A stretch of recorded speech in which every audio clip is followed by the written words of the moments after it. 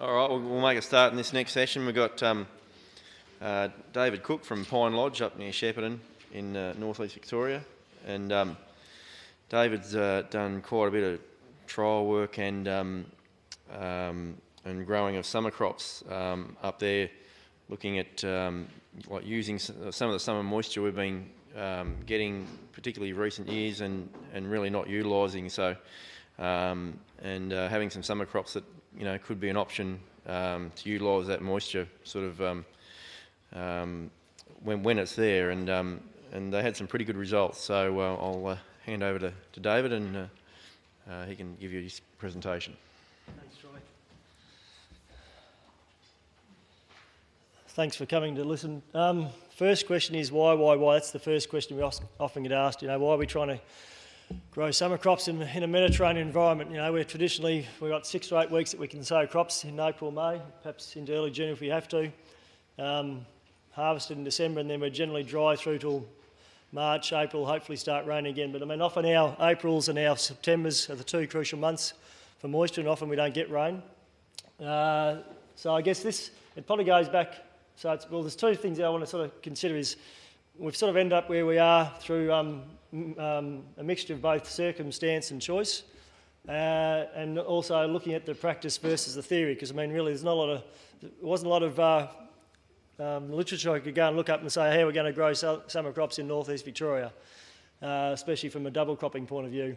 But if we go back to 2004, that was sort of the year we probably made a couple of big decisions in terms of what we're doing with the farm. I farm with my parents. Dad's virtually semi-retired now, so I've sort of taken over the farm. But in 2004, I sort of made the decision that we had been just using knife points and superseder points probably since the late 90s. So just direct seeding with a 15-foot combine. And anyway, in 2004, I sort of made the decision that we wanted to go into basically a zero-till system with a disc. I wanted to get away from the tine because we're sort of 5-6 tonne yield potential wheat crops, 2.5 tonne canola crops, and we just couldn't handle that stubble with obviously with a tine on a 7-inch row spacing. So I sort of made the decision in the back of my head that we wanted to end up with a no-till disc system at some stage. And part of that process was actually we went to the States actually with Bill Crabtree from WA. He had led one of his ag tours through the more dry, so South Dakota, North Dakota, up into Canada. And that was one of the things, was to look at disc machines to see what the Yanks and the Canadians were doing, thinking, well, they're the leaders, we'll go and see what they're up to.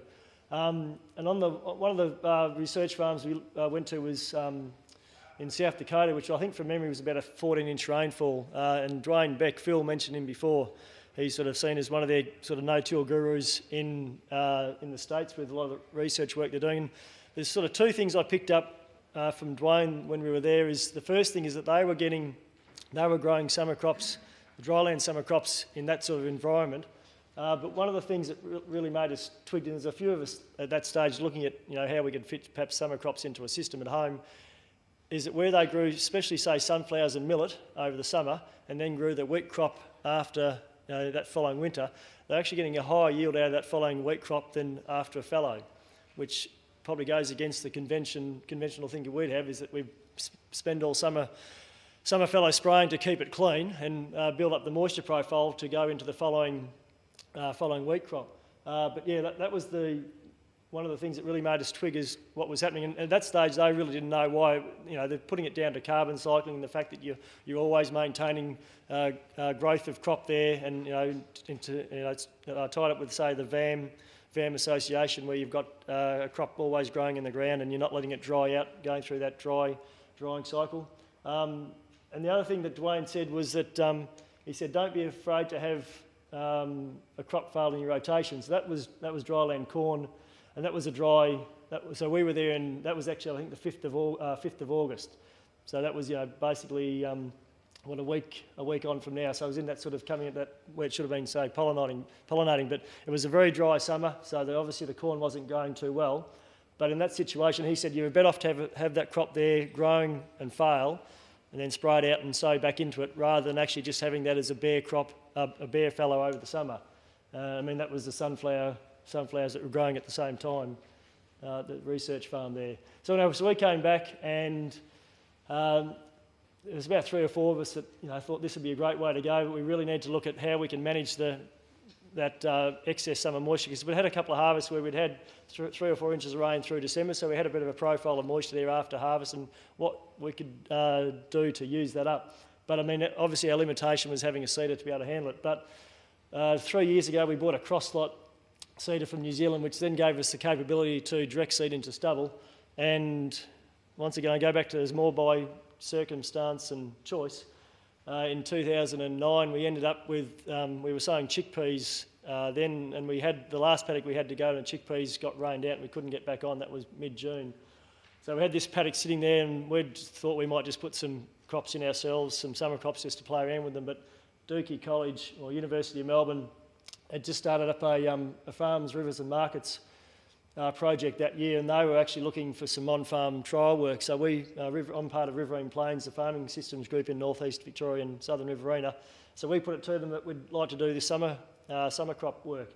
So that's the treatments we did. So we did safflower, sunflower, mung beans, lab, and most of you probably wouldn't know what lab is, but it's a summer growing forage legume. They grow a bit of up on the north coast in the dairy country there. They'll grow it with a millet, and they'll either graze it or cut it for silage. It's very, very high protein. White French millet and just a chemical fallow is the comparison. That was all done. It was a 30 hectare paddock, and we did it to machinery width. So we had a half K long. So it was 3 reps, they were half K long, 27 metres wide, so they fitted the harvesting and spraying equipment, so it made it easier for me to manage. So it was replicated 3 times, so it was statistically valid. So we sowed those 5 crops, and actually Troy just asked me before, did you try any maize? We thought about maize, but this was really probably looking at, it was more of an opportunistic summer crop opportunity if it arose rather than maize. Given the high cost of establishing maize, that would probably have to be more of a planned rotation as a summer crop. So they were the 5 we chose to put in. Geez, what's happened here? No photos haven't come through. Okay, all I was going to show you was just no, they didn't appear. No, the sunflowers did, so that was the sunflowers. So we had the 5 crops in the chemical fallow. We had... we've had all the farm EM zones, so we've got 3 management zones in that paddock. So we actually put a permanent probe, moisture monitoring probe, into each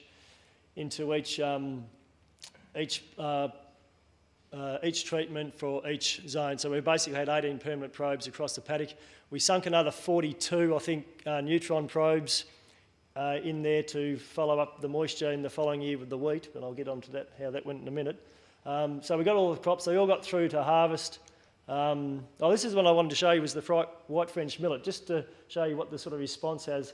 So from 4th of December when we sowed it to we had the first field day on about the 8th of February.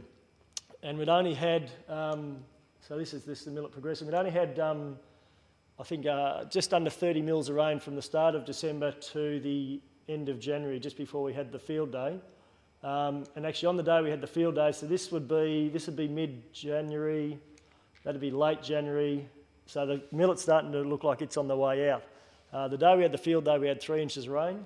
So that's the day, that's just before the field day. So yeah, the millet we thought was just about stuffed. The day we had the field day, we had 3 inches of rain, and I think we had about another 2 inches of rain again in March. And so this is the response in the millet. For some reason that other photo didn't come up. But anyway, yeah, but that millet ended up going through to harvest, and this is the results from the crops. So in terms of like the forage, there was 9.5 tonnes cut off that in the middle of March from a crop that was virtually dead at the end of January. Within 7 weeks it had turned around probably 8.5 tonne of dry matter.